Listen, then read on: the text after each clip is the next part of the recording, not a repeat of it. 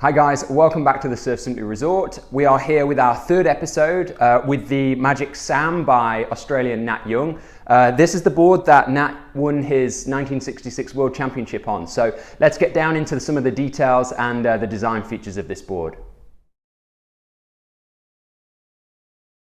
During the 60s, a change was happening within surfing, and the pursuit of more radical manoeuvres and a distancing from trim and glide style surfing was on the cusp of a breakthrough.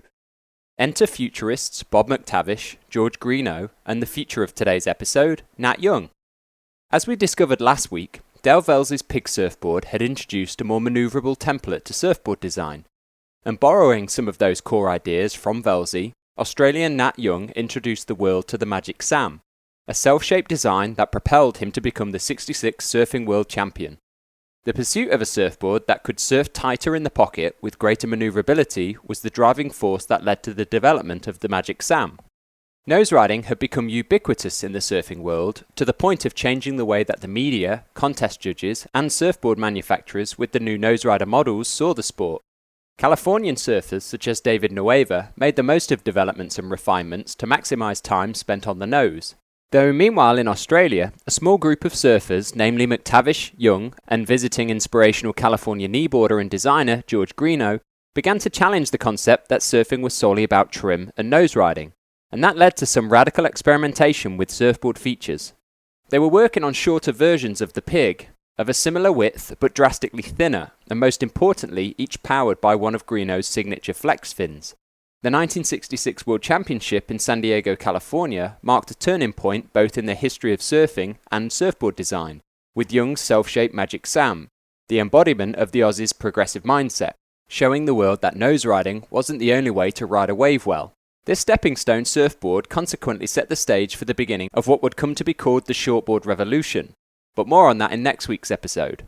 The style of surfing at the time forced surfers to constantly shift from the speed-generating centre of the board to the tail in order to turn, so reducing the length and thickness of the board was necessary to allow greater acceleration and manoeuvrability without having to move up and down the length of the surfboard.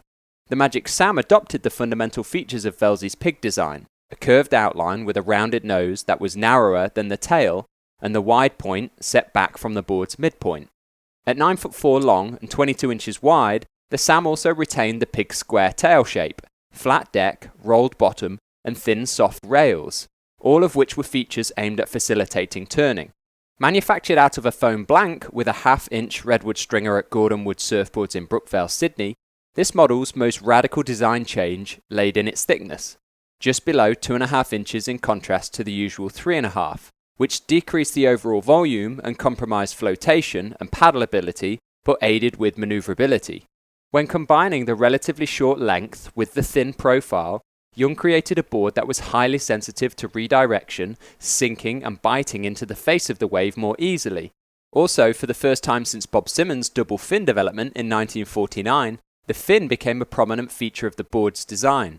The Magic Sam had one of George Greenough's long, narrow and flexible Stage 3 fins which resembled the dorsal fin of a fish, which propelled the board through turns when pressure was applied on the fin as the board reached the bottom of the wave.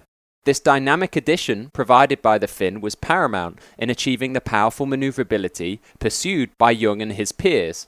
So once again, we thank Nat, Bob and George for their contribution to surfing, and maybe one day we can take our replica out for a test drive. Well, that's it from me guys. Thanks for watching. I hope you enjoyed this episode. We'll be back next week with something similar. So until then, thanks guys. We'll see you soon.